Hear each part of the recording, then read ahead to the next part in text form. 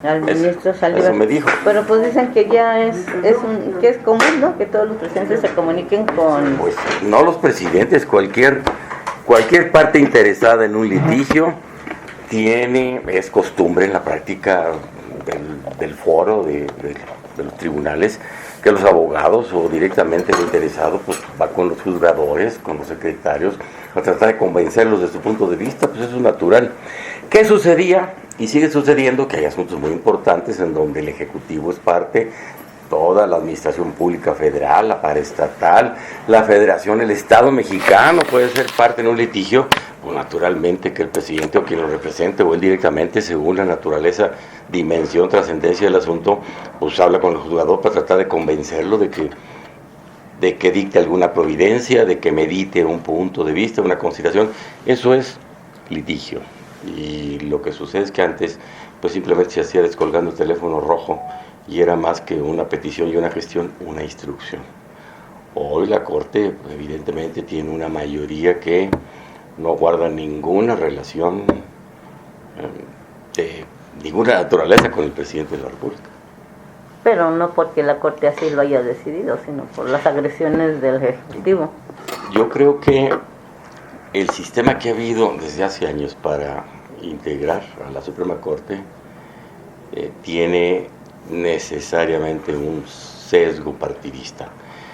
Escoger entre tres a una persona que obtenga los 2/3 es duplicar la dificultad de la evaluación y de la calificación.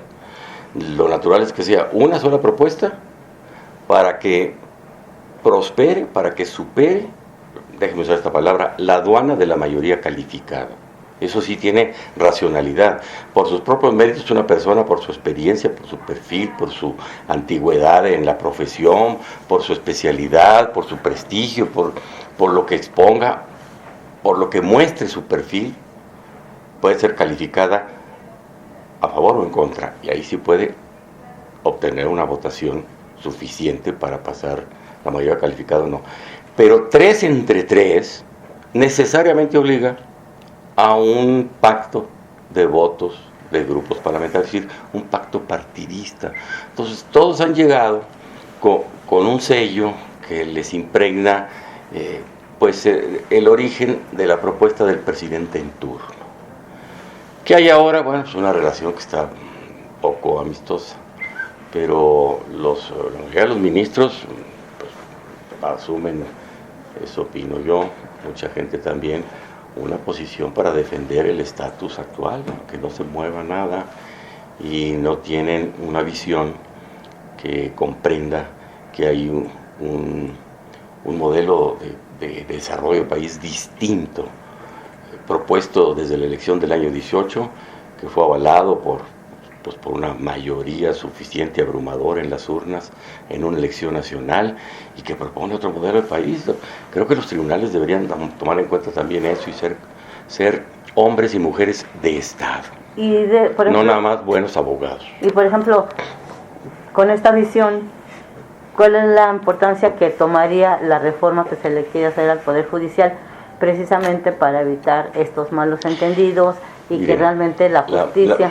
La propuesta del presidente pues, no es para que se aplique ahora con él, es a futuro, y creo que si se encontrara alguna fórmula que permitiera que la elección directa de los ministros, altos funcionarios, juzgadores del país, que se consiguiera blindar de cualquier injerencia de medios de comunicación, de partidos políticos, de poder económico, de barras y academias de abogados que están muy vinculados a los juzgadores, de cualquier sector que pueda incidir para darle un sesgo de parcialidad. Si se consigue idear el procedimiento, sería entonces ideal esa manera de integrar a la Corte, al Consejo de la Judicatura y a otros tribunales. En eso estamos. Si se propone que sea a mediano plazo, bueno, pues es más fácil discutirlo. ¿Qué resuelve eso? La parte a la que me refería hace rato. No veo tan fácil que si la elección es el mismo día en que se elige a todos los demás candidatos propuestos por partidos políticos, se vaya a aislar totalmente y cubrir de injerencias y de influencia pues una sola elección, porque será una urna que está al lado. Entonces habría que pensar en otra fórmula que de veras cubriera y asegurara la imparcialidad de ese proceso, por un lado. Por otro, de fondo hay otras cuestiones, me parece a mí muy importantes, que no se tocan en la iniciativa del presidente. Algunas las hemos propuesto nosotros, otras están en estudio y se pueden presentar, las vamos a presentar, y tienen que ver con lo que varias veces les he dicho a ustedes, que desde mi punto de vista son las graves faltas del Poder Judicial, su margen ilimitado para interpretar la Constitución y la ley, al grado de que resuelven aún en contra de la letra de la Constitución, y el uso abusivo del amparo con fines partidistas políticos que se utiliza para obstruir acciones del gobierno en turno. La reforma que se hizo con fines de Calderón no le alcanzó a afectar al gobierno de Peña. Todavía no empezó la práctica de utilizar el amparo para bloquear lo que estuviera haciendo el presidente. En este caso, ya en este sexenio sí. Esperemos que algunas propuestas de cambio y de ajustes puedan dejar que los siguientes presidentes, los siguientes ejecutivos en México tengan la vigilancia de la Corte, pero que les permita realizar su proyecto de país, que es lo que importa. Diputado, en el tema sobre los foros, ayer los partidos de oposición mencionaban que ellos también van a aportar, que van a ser 20. Ya le dijeron, ya sabe usted si algunas son constitucionales que pudieran recaer o caer en la comisión que usted preside. La mayor parte son legales. La mayor parte son legales, por ejemplo, regresar a las estancias infantiles, el seguro de desempleo. Otros proponen que la edad para la pensión sea a los 60 años, otros a lo mejor se les ocurre 55 años. Las vamos a estudiar conforme vayan acomodándose en cada uno de los foros. Ese fue el acuerdo de la Jucopo. Bien las iniciativas del presidente y las que haya que son concurrentes en la materia, en los temas, que también las vamos a tratar de dictaminar en el mismo procedimiento legislativo, pero también bienvenidas otras que en este curso los demás grupos parlamentarios quieran presentar. Creo que son secundarias. Si hay alguna constitucional, pues la estudiamos. ¿Cómo va a estar el trabajo en la comisión que preside? Porque pues ya recibieron las 18 constitucionales. No son 18, ¿cómo le van a hacer? No son 18. Yo creo que hay unas 70, 80 más que de los últimos meses, del último año, de legisladores de esta Cámara y algunas minutas del Senado, que están presentadas, que deben dictaminarse y que concurren, vuelvo a utilizar la palabra, en la misma materia de las 18 iniciativas del presidente. Y si se va a dictaminar una del presidente, tienen que dictaminarse las de los demás legisladores que están concurriendo de manera coincidental en todo o en parte, o aún proponiendo algo contrario, lo que propone el presidente. Tiene que meterse al expediente y tiene que estudiarse, considerarse, razonar por qué sí, por qué no. Esa es la parte formal de la dictaminación. Pero hay dos canales todavía más de información que van a llegar a cada uno de esos expedientes legislativos. Uno, las opiniones obligadas de las comisiones temáticas sobre la materia de cada una de las iniciativas del presidente, que la mesa directiva les ordenó para que también estudiaran y nos opinaran, y nosotros consideraremos con toda puntualidad, exhaustivamente, como si fueran vinculatorias, si no exactamente vamos a dictaminar en el sentido que nos proponga una comisión, pero vamos a tratar de trabajar de manera paralela con todas esas comisiones de aquí de la Cámara. Ese es el segundo camino que va a llegar al trabajo formal de la Comisión de Puntos Constitucionales. Y un tercero, pues es todo lo que resulte de conclusiones de los, creo que van a ser 32 y 9, 41 foros. 4 a nivel nacional aquí entre las dos cámaras, que comienzan la semana que entra, en donde se tocan todos los temas, 5 regionales, y luego 32 en una en cada estado, y después cada grupo parlamentario, si lo quiere hacer, si lo puede hacer, y esto sería durante el mes de mayo, si les alcanza. En abril, si lo quieren hacer también simultáneamente, podrán hacer en los distritos o en las regiones o en los lugares o en las poblaciones en donde les parezca que es bueno abrir una mesa y recibir opiniones de toda la gente que tenga algo que decir sobre estos temas. Pero en mayo ya es tarde, ¿no? Porque dice que en extraordinario... No es tarde, porque no me han preguntado todavía cuándo vamos a dictaminar. Tenemos para dictaminar de una manera práctica, lógica, a mediados de abril. ¿Y se le va a dar prioridad a las 18 del presidente? ¿O a las 60? A las que tengan una posibilidad de obtener una mayoría calificada. ¿Cuáles ve usted? Las de bienestar, sobre todo. Esas es difícil que haya argumentación en contra, quizás propuestas para agregarle una cosa que haga explícita la forma de financiar o los alcances de la propuesta. Entonces, esas las veo con más posibilidades. Otras, aunque no tuvieran a la vista, antes de ir al pleno, la mayoría calificada, las podemos sacar en la comisión por mayoría absoluta, es decir, por la mitad más uno de votos, lo podemos hacer. Pero que lleguen al pleno para discutirse, dependerá de la Jucopo. ¿Cuáles más? Pues a mediados de abril, algunas otras quizás para que se discutan abierta, públicamente, a los ojos de todo el país, con un debate en vivo en la Cámara de Diputados, en el Senado enseguida, y otras más que no estén en esas condiciones de posibilidad viable en términos de votación previsible, pues pueden dictaminarse en mayo, o en junio, o en julio, o en agosto, para que quede un dictamen en la mesa directiva y pase a la siguiente legislatura. Diputado, ¿qué les responde a los que piensan que estos foros son una simulación, que son una farsa?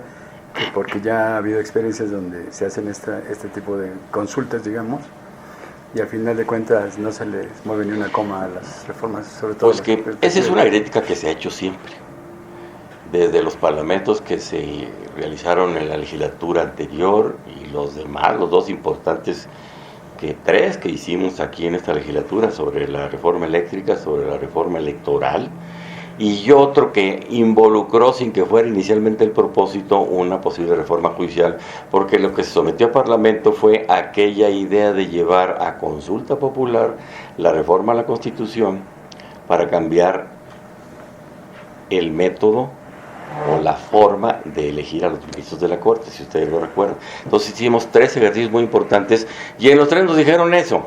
¿Qué sucede? Que en esta legislatura no depende de una crítica al Parlamento abierto o a sus resultados o a sus conclusiones o a su realización el que vaya al pleno y saque la votación calificada, sino depende pues de una conciliación de opiniones y de consensos políticos en los grupos parlamentarios que se da o no se da en la mesa de negociación de la Junta de Coordinación Política, que es para eso. Oiga, diputado. Entonces, la crítica es de todos los días. Y esta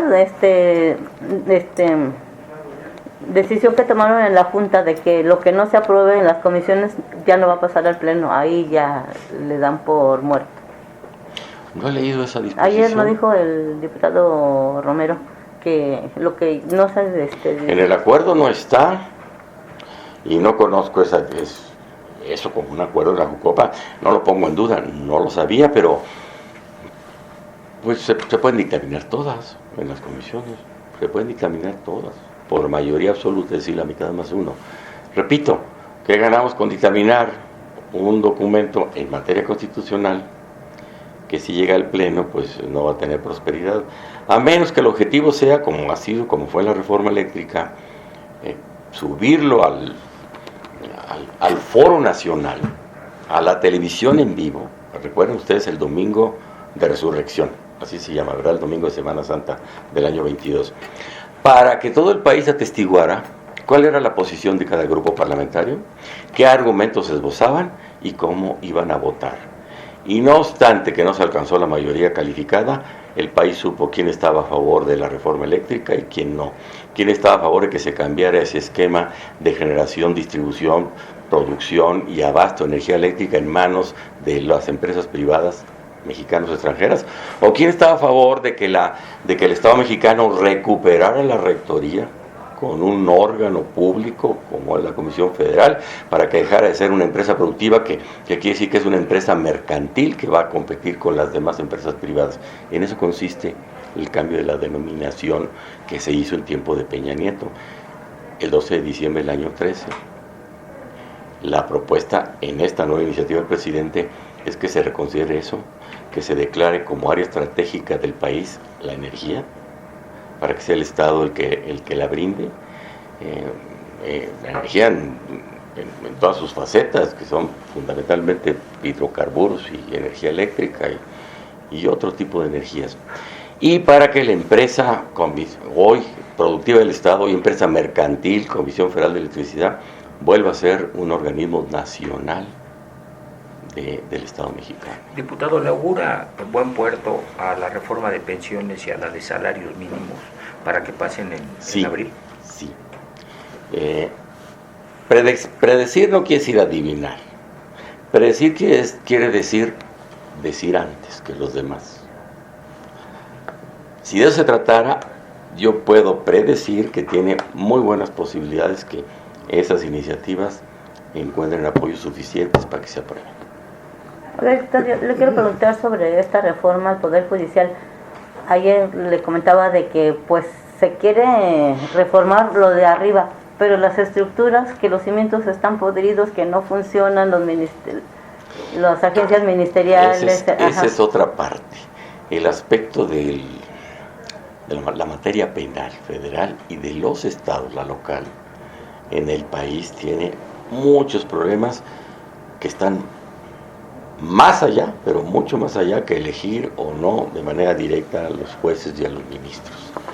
Ahí hay una práctica en donde los abogados litigantes tienen mucho que ver, hay una práctica en donde los jueces de lo local, sobre todo en materia penal, pues no son para aplaudirles a todos, y a nivel federal también el nuevo sistema penal, en práctica de hace unos 10 años para acá, pues es tiempo de que se revise, a ver si está funcionando.